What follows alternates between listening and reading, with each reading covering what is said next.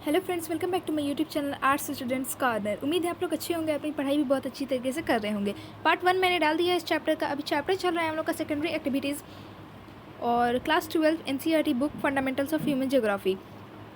तो आप लोग प्राइमरी एक्टिविटीज़ का अगर वीडियो देखना चाहते हैं तो वो भी आपको मेरे चैनल पर मिल जाएगी। प्लेलिस्ट आपको बुक के नाम से मिल जाएगी। और ये है पार्ट 2 जिसमें कि हम लोग पढ़ेंगे हाउस होल्ड इंडस्ट्रीज़ और कॉटेज मैन्युफैक्चरिंग टॉपिक से स्टार्ट करेंगे और इस चैप्टर को इस वीडियो में ख़त्म कर देंगे।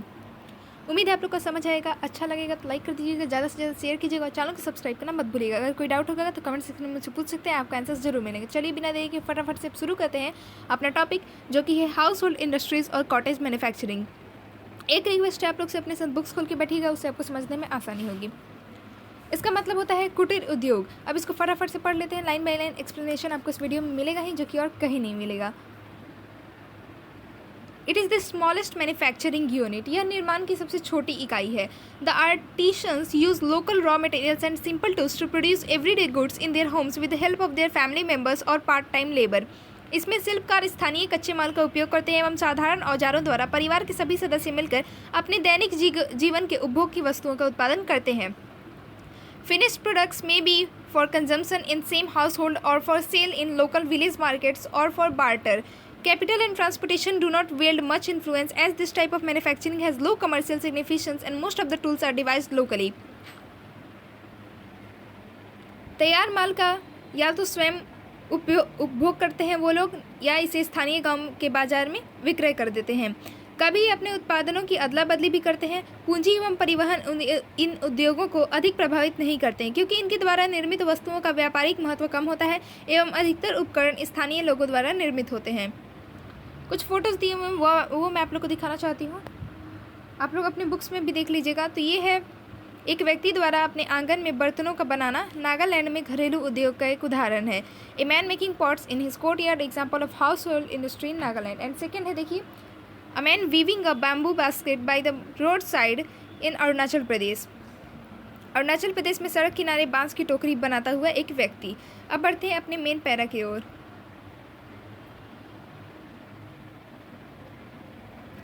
Some common everyday products produced in this sector of manufacturing include foodstuffs, fabrics, mats, containers, tools, furniture, shoes and figurines from wood, lot and forest, shoes, thongs and other articles from leather, pottery and bricks from clays and stones. Goldsmiths make jewelry of gold, silver and bronze. Some artifacts and crafts are made out of bamboo, wood obtained locally from the forest. इस उद्योग में दैनिक जीवन के उपयोग में आने वाली वस्तुएं जैसे खाद्य पदार्थ, कपड़ा, चटाइयाँ, बर्तन, औजार, फर्नीचर, जूते एवं लघु मूर्तियाँ उत्पादित की जाती हैं। इसके अतिरिक्त पत्थर एवं मिट्टी के बर्तन एवं ईंट, चमड़े से कई प्रकार का सामान बनाया जाता है। सुनार सोना, चांदी एवं तांबे से आभूषण बनाता है। कुछ शिल्प की वस्तुएं बांस एवं स्थानीय वन से प्राप्त लकड़ी से बनाई जाती हैं। अब है स्मॉल स्केल मैन्युफैक्चरिंग, यानी कि छोटे पैमाने के उद्योग। Small scale manufacturing is distinguished from household industries by its production techniques and place of manufacture, a workshop outside the home or cottage of the producer. यह कुटीर उद्योग से भिन्न है। इसके उत्पादन की तकनीक एवं निर्माण स्थल घर से बाहर कारखाना दोनों कुटीर उद्योग से भिन्न होते हैं। This type of manufacturing uses local raw materials, simple power driven machines and semi-skilled labor. It provides employment and raises local purchasing power. इसमें स्थानीय कच्चे माल का उपयोग होता है एवं अर्ध कुशल श्रमिक व शक्ति के साधनों से चलने वाले यंत्रों का प्रयोग किया जाता है। रोजगार के अवसर इस उद्योग में अधिक होते हैं, जिससे स्थानीय निवासियों की क्रय शक्ति बढ़ती है। Therefore, countries like India, China, Indonesia and Brazil etc. have developed labor-intensive small-scale manufacturing in order to provide employment to their population. Bharat, चीन, इंडोनेशिया एवं ब्राज़ील जैसे देशों ने अपनी जनसंख्या को रोजगार उपलब्ध करवाने के लिए इस प्रकार के श्रम सघन छोटे पैमाने के उद्योग प्रारंभ किए हैं। यहाँ पे एक और फिगर आप लोग देख सकते हैं। ये असम में कुटीर उद्योग के उत्पादों की बिक्री है। तो आप लोग देख सकते हैं डलिया वलिया बीन के रखा गया है। लार्ज स्केल मैन्युफैक्चरिंग, बड़े पैमाने के उद्योग। Large scale manufacturing involves a large market, various raw materials, enormous energy, specialised workers, advance technology, assembly line, mass production and large capital. बड़े पैमाने के उद्योग के लिए विशाल बाजार, विभिन्न प्रकार का कच्चा माल, शक्ति के साधन, कुशल श्रमिक, विकसित प्रौद्योगिकी, अधिक उत्पादन एवं अधिक पूंजी की आवश्यकता होती है। This kind of manufacturing developed in the last 200 years in the United Kingdom, northeastern USA and Europe. Now it has diffused to almost all over the world. पिछले 200 वर्षों में इसका विकास हुआ है। पहले यह उद्योग ग्रेट ब्रिटेन, संयुक्त राज्य अमेरिका के पूर्वी भाग एवं यूरोप में लगाए गए थे, परंतु वर्तमान में इसका विस्तार विश्व के सभी भाग में हो गया है। बढ़ते अब अपने नेक्स्ट पेज की तरफ। On the basis of the system of large-scale manufacturing, the world's major industrial regions may be grouped under two broad types, namely, तो विश्व के प्रमुख औद्योगिक प्रदेशों को उनके वृहद पैमाने पर किए गए निर्माण के आधार पर दो बड़े समूह में बांटा जा सकता है। पहला है traditional large scale industrial regions which are thickly clustered in a few more developed countries, परंपरागत वृहद औद्योगिक प्रदेश जिनके समूह कुछ अधिक विकसित देशों में हैं। और सेकंड है high technology large scale industrial regions which have diffuse to less developed countries, और दूसरा है उच्च प्रौद्योगिकी वाले वृहद औद्योगिक प्रदेश जिनका विस्तार कम विकसित देशों में हुआ है। देखिए, मैं जब भी मैं लाइन बाय लाइन एक्सप्लेनेशन बताती हूँ शुद्ध हिंदी का यूज़ करती हूँ, ताकि आप लोग का जो इंग्लिश है उसके साथ साथ शुद्ध हिंदी भी आप लोग की मतलब अच्छी बन जाए। हिंदी में भी अच्छी पकड़ होनी चाहिए। यहाँ पे एक फिगर देख सकते हैं आप लोग। Passenger car assembly hires at a plant of the motor company in Japan. Japan में एक मोटर निर्माण कंपनी के कारखाने में यात्री कार यानी कि पैसेंजर कार की संयोजन प्रक्रिया चल रही है, उसी का फिगर है यहाँ पे। इंडस्ट्रीज बेस्ड ऑन इनपुट्स और रॉ मटेरियल्स, कच्चे माल पर आधारित उद्योग। On the basis of raw materials use the industries are classified as A agro based, B mineral based, C chemical based, D forest based and E animal based. तो कच्चे माल पर आधारित उद्योगों का वर्गीकरण 5 शीर्षकों के अंतर्गत किया जाता है। पहला कृषि आधारित, दूसरा खनिज आधारित, तीसरा रसायन आधारित, चौथा वन आधारित और लास्ट 5वां पशु आधारित। ए एग्रो बेस्ड इंडस्ट्रीज यानी कि कृषि आधारित। Agro processing involves the processing of raw materials from the field and the farm into finished products for rural and urban markets. खेतों से प्राप्त कच्चे माल को विभिन्न प्रक्रियाओं द्वारा तैयार माल में बदलकर विक्रय हेतु ग्रामीण एवं नगरीय बाजारों में भेजा जाता है। Major agro processing industries are food processing, sugar, pickles, fruit juices, beverages, tea, coffee and cocoa, spices and oil, fats and textiles, cotton, jute, silk, rubber etcetera. प्रमुख कृषि आधारित उद्योग में भोजन तैयार करने वाले उद्योग शक्कर, अचार, फलों के रस, पेय पदार्थ, चाय, कॉफ़ी, कोकोआ, मसाले, तेल एवं वस्त्र, सूती, रेशमी, जूट तथा रबड़ उद्योग आते हैं। फूड प्रोसेसिंग, भोजन प्रसंस्करण। Agro processing includes Canning, producing cream, fruit processing and confectionery. कृषि से तैयार खाद्य में मलाई यानी क्रीम का उत्पादन, डिब्बा खाद्य, फलों से खाद्य तैयार करना एवं मिठाइयाँ सम्मिलित की जाती हैं। While some preserving techniques such as drying, fermenting and pickling have been known since ancient times, these has limited applications to cater to the pre-industrial revolution demands. खाद्य को सुरक्षित रखने की कई विधियां प्राचीन काल से चली आ रही हैं, जैसे उनको सुखाकर, संघान कर या अचार के रूप में तेल या सिरका आदि डालकर, पर इन विधियों का औद्योगिक क्रांति के पूर्व सीमित उपयोग ही होता है।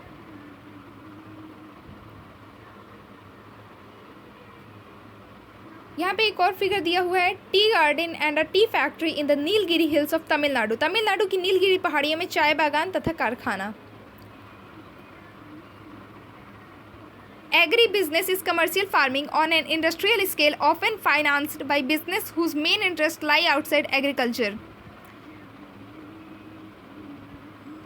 For example, large corporations in tea plantation business.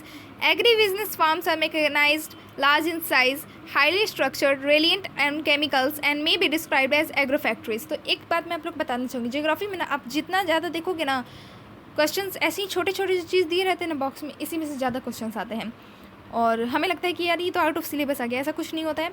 ज़्यादा क्वेश्चन इन सब में से आते हैं और मेन चीज़ें ही आती हैं, मतलब मेन चीज़ें ही तो बॉक्स में दी रहती हैं। तो आप लोग इस पर ज़्यादा फोकस कीजिएगा और इसको नहीं छोड़िएगा, एग्ज़ाम टाइम पे इसको पढ़ लीजिएगा ज़रूर, प्लीज़। और मैं अपने नोट्स में इसको इंक्लूड करती हूँ, और इस चैप्टर का भी और हर चैप्टर का मैं नोट्स जल्दी ही डाल दूँगी अपने वीडियो चैनल पर। सॉरी। कृषि व्यापार एक प्रकार की व्यापारिक कृषि है जो औद्योगिक पैमाने पर की जाती है, यानी कि एग्री बिजनेस। इसका वित्त पोषण प्रायः वह व्यापार करता है जिसकी मुख्य रुचि कृषि के बाहर हो। कृषि व्यापार फार्म से आकार में बड़े यंत्रीकृत रसायनों पर निर्भर एवं अच्छी संरचना वाले होते हैं। इनको कृषि कारखाने भी कहा जाता है, यानी कि एग्रो फैक्ट्रीज भी कहा जाता है। बी है मिनरल बेस्ड इंडस्ट्रीज, यानी कि खनिज आधारित उद्योग। These industries use minerals as a raw material. इन उद्योगों में खनिजों को कच्चे माल के रूप में उपयोग किया जाता है। Some industries use ferrous metallic minerals which contain ferrous iron such as iron and steel industries, but some use non-ferrous metallic minerals such as aluminum, copper and jewelry industries. कुछ उद्योग लौह अंश वाले धात्विक खनिजों का उपयोग करते हैं जैसे कि लौह इस्पात उद्योग, जबकि कुछ उद्योग अलौह धात्विक खनिजों का उपयोग करते हैं जैसे एल्युमिनियम, तांबा एवं जवाहरात उद्योग। Many industries use non metallic minerals such as cement and pottery industries. Cement, मिट्टी के बर्तन आदि उद्योगों में अधात्विक खनिजों का प्रयोग किया जाता है। सी है केमिकल बेस्ड इंडस्ट्रीज, यानी कि रसायन आधारित उद्योग। Some industries use natural chemical minerals, example mineral oil, petroleum is used in petrochemical industry. इस प्रकार के उद्योग में प्राकृतिक रूप में पाए जाने वाले रासायनिक खनिजों का उपयोग होता है, जैसे कि पेट्रो रसायन उद्योग में खनिज तेल पेट्रोलियम का उपयोग होता है। Salt, sulphur and potash industries also use natural minerals. Chemical industries are also based on raw materials obtained from wood and coal. Synthetic fibre, plastic etcetera are other examples of chemical based industries. तो नमक, गंधक एवं potash उद्योगों में भी प्राकृतिक खनिजों को काम में ले लेते हैं। कुछ रासायनिक उद्योग लकड़ी एवं कोयले से प्राप्त कच्चे माल पर भी निर्भर हैं। रसायन उद्योग के अन्य उदाहरण कृत्रिम रेशे बनाना, प्लास्टिक निर्माण इत्यादि है। अब बढ़ते हैं अपने फोर्थ, यानी कि forest based raw material using industries. वनों पर आधारित उद्योग। The forest provide many major and minor products which are used as raw material. वनों से प्राप्त कई मुख्य एवं गौण उपज कच्चे माल के रूप में उद्योगों में प्रयुक्त होती हैं। Timber for furniture industry, wood, bamboo and grass for paper industry, lac for lac industries come from forests. तो फर्नीचर उद्योग के लिए इमारती लकड़ी, कागज उद्योग के लिए लकड़ी, बांस एवं घास तथा लाख उद्योग के लिए लैक वनों से ही प्राप्त होती हैं। Here you can see a figure that is a pulp mill in the heart of Ketchikan's timber area of Alaska. तो अलास्का के केचिकान क्षेत्र में लकड़ी की लुगदी का कारखाना है ये। अब हमारे ई यानी कि लास्ट, एनिमल बेस्ड इंडस्ट्रीज, यानी कि पशु आधारित उद्योग। Leather for leather industry and wool for woollen textiles are obtained from animals. चमड़ा एवं ऊन पशुओं से प्राप्त प्रमुख कच्चा माल है। चमड़ा उद्योग के लिए चमड़ा एवं ऊनी वस्त्र उद्योग के लिए ऊन पशुओं से ही प्राप्त की जाती है। Besides Ivory is also obtained from the elephants tusk. और हाथी दांत उद्योग के लिए दांत भी हाथी से ही मिलता है। इंडस्ट्रीज बेस्ड ऑन आउटपुट और प्रोडक्ट। अब उत्पादन और उत्पाद आधारित उद्योग, उत्पादन या उत्पाद आधारित उद्योग के बारे में पढ़ लेते हैं। You have seen some machines and tools made of iron और स्टील। आपने कुछ मशीनें एवं औजार देखे होंगे जिनके निर्माण में लौह इस्पात का प्रयोग कच्चे माल के रूप में किया जाता है। The raw material for such machines and tools is iron and steel, which is itself an industry. लौह इस्पात स्वयं में एक उद्योग है। The industry whose products are used to make other goods by using them as raw materials are basic industries. वे उद्योग जिनके उत्पाद को अन्य वस्तुएं बनाने के लिए कच्चे माल के रूप में प्रयोग में लाया जाता है उन्हें आधारभूत उद्योग कहते हैं। Can you identify the links? तो क्या आप इस कड़ी को पहचान सकते हैं? आयरन और steel, dash machines for textile industry, dash clothes for use by consumer. बीच बीच में ये एरो शो कर रहा है। तो लौह इस्पात, फिर वस्त्र उद्योग के लिए मशीनें, फिर उपभोक्ता के उपयोग हेतु कपड़ा। तो किस तरह से यूज़ होता है आयरन और स्टील, जो कि फिर टेक्सटाइल इंडस्ट्री के लिए काम आता है, फिर क्लॉथ्स बन जाते हैं और वो हम लोग यूज़ करते हैं। The consumer goods industries produce goods which are consumed by consumers directly. उपभोक्ता वस्तु उद्योग के ऐसे सामान का उत्पादन करते हैं जो प्रत्यक्ष रूप में उपभोक्ता द्वारा उपभोग कर लिया जाता है। For example, industries producing bread and biscuits, tea, soaps and toiletries, paper for writing, television etcetera are consumer goods और नॉन बेसिक इंडस्ट्रीज। उदाहरण के तौर पर रोटी, ब्रेड एवं बिस्कुट, चाय, साबुन, लिखने के लिए कागज़, टेलीविज़न एवं श्रृंगार सामान इत्यादि का उत्पादन करने वाले उद्योगों को उपभोक्ता माल बनाने वाले अथवा गैर आधारभूत उद्योग कहा जाता है। अब है इंडस्ट्रीज बेस्ड ऑन ओनरशिप, यानी कि स्वामित्व के आधार पर उद्योग।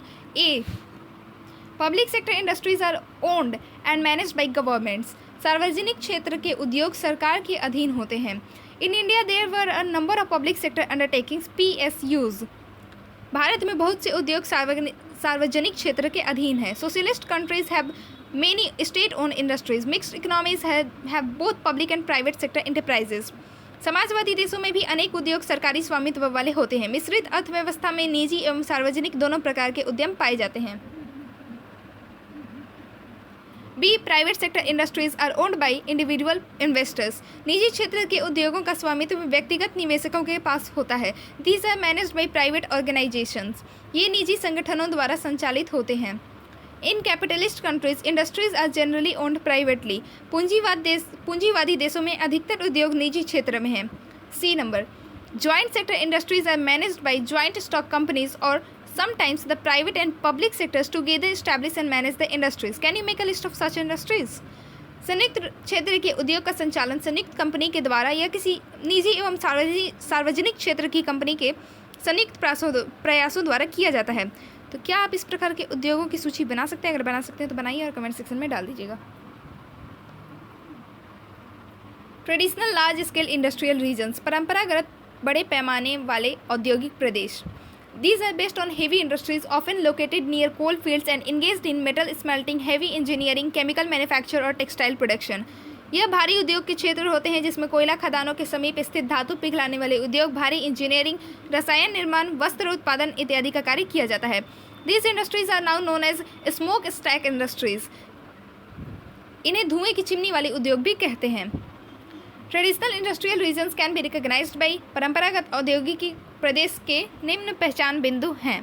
पहला है high proportion of employment in manufacturing industry. निर्माण उद्योगों में रोजगार का अनुपात ऊंचा होता है। High density housing often of inferior and poor services. उच्च गृह घनत्व जिसमें घर घटिया प्रकार के होते हैं एवं सेवाएं अपर्याप्त होती हैं। Unattractive environment, for example pollution, waste heaps and so on. वातावरण अनाकर्षक होता है जिसमें गंदगी के ढेर व प्रदूषण होता है। सेकेंड है problems of unemployment, immigration and derelict land areas caused by closure of factories because of the world wide fall in demand. बेरोजगारी की समस्या, उत्प्रवास, विश्वव्यापी मांग कम होने से, कारखाने बंद होने के कारण परित्यक्त भूमि का क्षेत्र।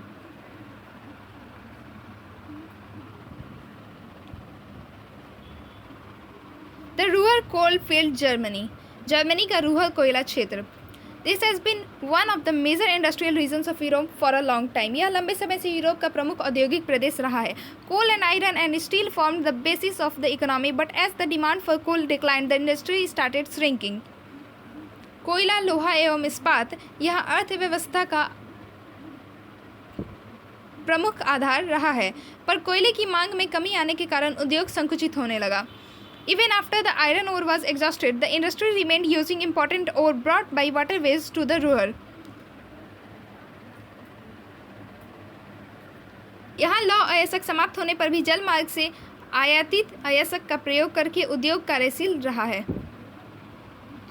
The ruhr region is responsible for 80% of Germany's total steel production. Germany के इस्पात उत्पादन का 80% रुहर से प्राप्त होता है। बढ़ते हैं अपने नेक्स्ट पेज की तरफ। आज तो इस चैप्टर को ख़त्म कर ही देना है।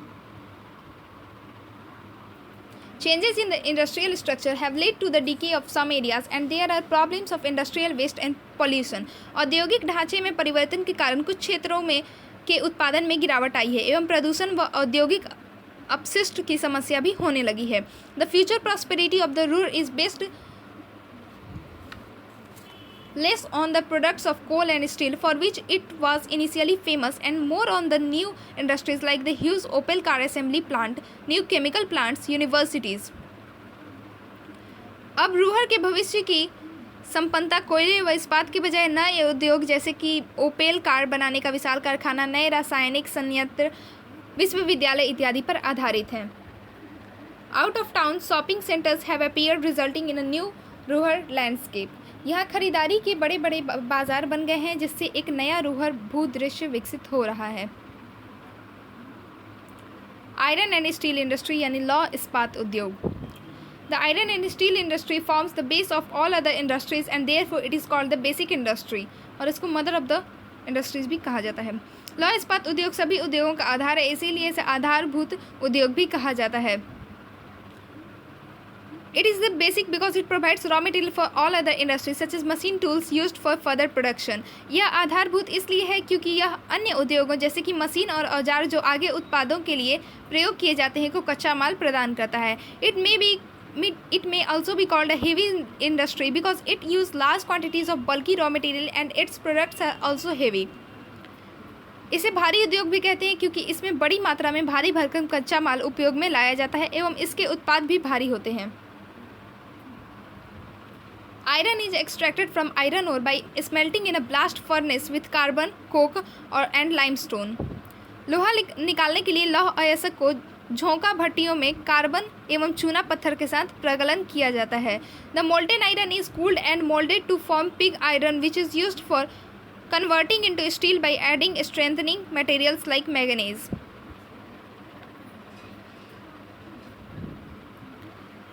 पिघला हुआ लौह बाहर निकलकर जब ठंडा हो जाता है तो उसे कच्चा लोहा कहते हैं. इसी कच्चे लोहे में मैंगनीज मिलाकर इस्पात बनाया जाता है. The large integrated steel industry is traditionally located close to the sources of raw materials iron ore, coal, manganese and limestone, or at places where these could be easily brought, example near ports.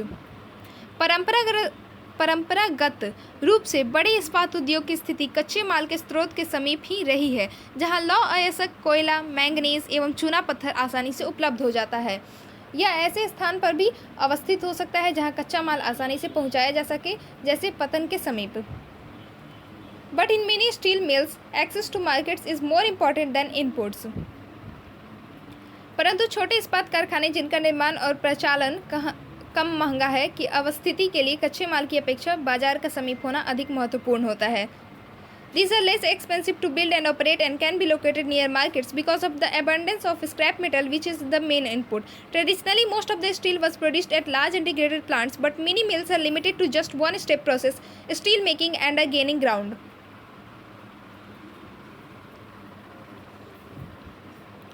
क्योंकि कच्चे माल के रूप में रद्दी धातु बाजार से उपलब्ध हो जाती है. परंपरागत रूप से अधिकतर इस्पात का उत्पादन विशाल संगठित संयंत्रों द्वारा ही किया जाता था, पर अब छोटे इस्पात संयंत्र जिसमें केवल एक प्रक्रिया इस्पात निर्माण होता है अधिक लगने लगे हैं.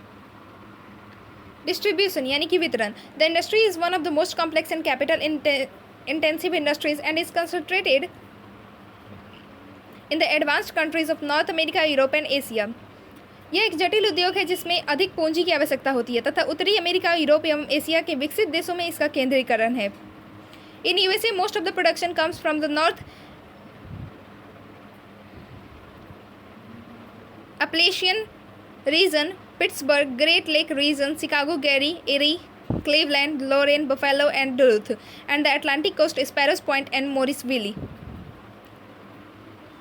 संयुक्त राज्य अमेरिका में लौह इस्पात का उत्पादन करने वाले प्रमुख क्षेत्र उत्तर अपलेशियन प्रदेश, पिट्सबर्ग, महान झील क्षेत्र, शिकागो, गैरी, ईरी, क्लीवलैंड, लोरेन, बफेलो एवं ड्यूलुथ तथा अटलांटिक तट, स्पैरोज पॉइंट एवं मोरिसविले है. The industry has also move towards the southern state of Alabama.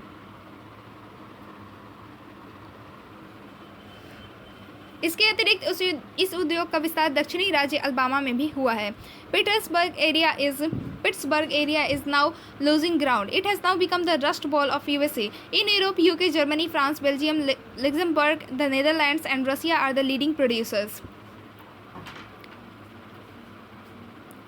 Pittsburgh क्षेत्र का महत्व अब घट रहा है एवं इस क्षेत्र को जंग का कटोरा के नाम से भी पुकारा जाता है। यूरोप में Great Britain, Germany, Belgium, Luxembourg, Netherlands एवं सोवियत रूस इसके मुख्य उत्पादक हैं। The important steel centres are Scunthorpe, Port Talbot, Birmingham and Sheffield in the UK, Duisburg, Dortmund, Dusseldorf and Essen in Germany, Le Creusot and Saint Etienne in France, and Moscow, St. Petersburg, Lipetsk, Tula in Russia, and Kryvyi Rog and Donetsk in Ukraine। वाह, कितने heavy नाम है। भारत में ही नाम सही रहता है। तो ग्रेट ब्रिटेन में बर्मिंघम एवं शेफील्ड, जर्मनी में डुइसबर्ग, डॉर्टमुंड, डुसुल्डोर्फ एवं एसेन, फ्रांस में ली क्रियोट्स एवं सेंट इटनी, सोवियत रूस में मॉस्को, सेंट पीटर्सबर्ग, लिपेट्स्क एवं तूला, यूक्रेन में क्रिवोई रॉग एवं दोनेत्स्क प्रमुख इस्पात केंद्र हैं। In Asia the important centres include Nagasaki and Tokyo, Yokohama in Japan, Shanghai, Tientsin and Wuhan in China, and Jamshedpur, Kultiburnpur, Durgapur, Rourkela, Bhilai, Bokaro, Salem, Visakhapatnam and Bhadravati in India. Consult your atlas to locate these places. Atlas और centres. तो Asia महाद्वीप में Japan में Nagasaki एवं Tokyo, Yokohama, चीन में संघाई, तिएनजिन एवं Wuhan एवं भारत में जमशेदपुर, कुल्टी, बुरहानपुर, दुर्गापुर, राउरकेला, भिलाई, बोकारो, सलेम, विशाखापट्टनम एवं भद्रावती प्रमुख केंद्र हैं। उपर्युक्त सभी केंद्रों को अपने एटलस में देखिए, अगर आपके पास एटलस हो तो।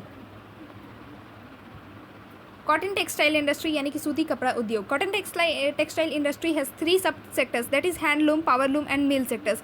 इस उद्योग में सूती कपड़े का निर्माण हथकरघा, बिजली करघा एवं कारखानों में किया जाता है। Handloom sector is labour intensive and provides employment to semi skilled workers. हथकरघा क्षेत्र में अधिक श्रमिकों की आवश्यकता होती है एवं यह अर्ध कुशल श्रमिकों को रोजगार प्रदान करता है। It requires small capital investment, पूंजी की आवश्यकता भी इसमें कम होती है। Why did Mahatma Gandhi propagate khadi as part of the independence movement? स्वतंत्रता के आंदोलन में महात्मा गांधी ने खादी के उपयोग पर बल क्यों दिया था? This sector involves spinning, weaving and finishing of the fabrics. इसके अंतर्गत सूत की कताई, बुनाई आदि का कार्य किया जाता है। The powerloom sector introduces machines and becomes less labor intensive and the volume of the production increases. Cotton textile mill sector is highly capital intensive and produces fine cloths in bulk. बिजली करघों से कपड़ा बनाने में यंत्रों का प्रयोग किया जाता है, अतः इसमें श्रमिकों की कम आवश्यकता पड़ती है, उत्पादन भी अधिक होता है। कारखानों में कपड़ा बनाने के लिए अधिक पूंजी की आवश्यकता होती है, परंतु इसमें अच्छे प्रकार के कपड़े का बहुत अधिक मात्रा में उत्पादन किया जाता है। Cotton textile manufacturing requires good quality cotton as raw material. सूती वस्त्र निर्माण के लिए कच्चे माल के रूप में अच्छी किस्म की कपास चाहिए। India, China, USA, Pakistan, Uzbekistan, Egypt produce more than half of the world's raw cotton. विश्व के 50% से अधिक कपास का उत्पादन भारत, चीन, संयुक्त राज्य अमेरिका, पाकिस्तान, उज्बेकिस्तान एवं मिस्र में किया जाता है। The UK, NW European countries and the Japan also produce cotton textile made from imported yarn. Great Britain, उत्तरी पश्चिमी यूरोप के देश एवं जापान भी आयातित धागे से सूती कपड़े का उत्पादन करते हैं। Europe alone accounts for nearly half of the world's cotton imports. अकेले यूरोप विश्व का लगभग आधा कपास आयात करता है। The industry has to face very stiff competition with synthetic fibers, hence it has now shown a declining trend in many countries. With the scientific advancement and technological improvements, the structure of industry changes.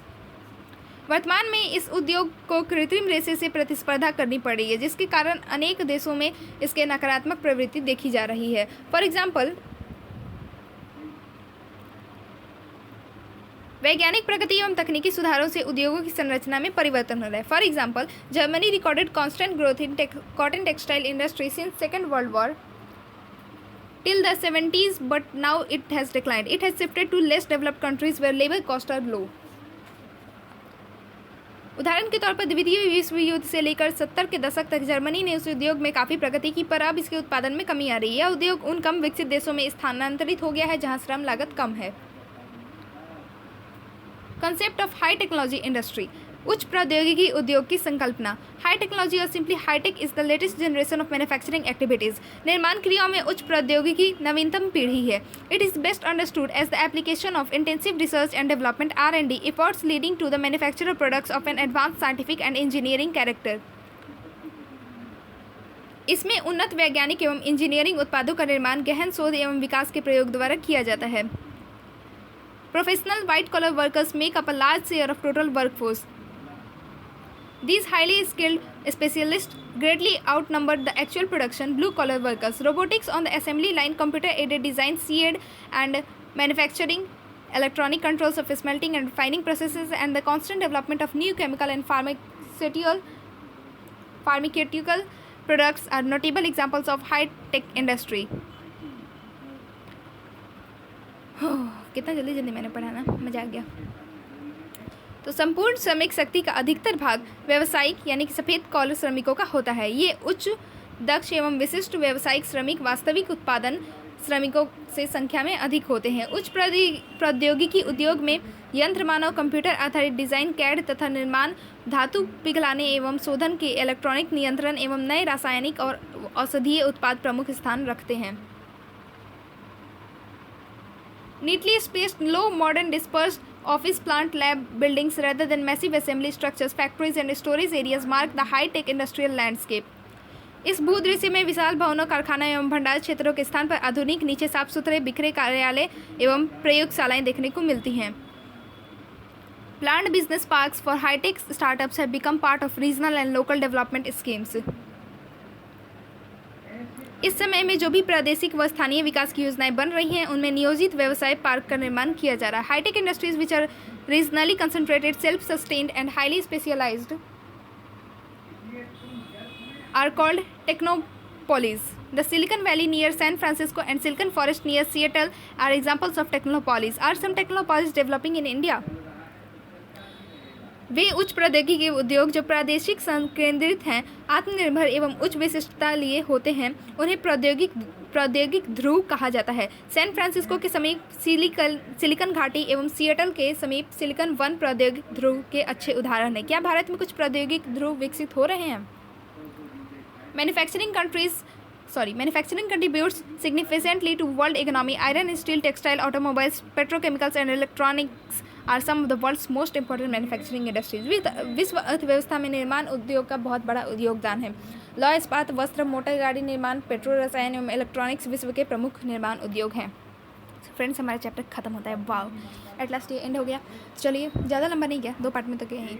इसको फटाफट से आप लोग देख लीजिएगा। अच्छा लगे तो लाइक कर दीजिएगा, ज़्यादा से शेयर कीजिएगा और चैनल को सब्सक्राइब करना मत भूलिएगा। और stay tuned for next chapter. Thank you for watching the video.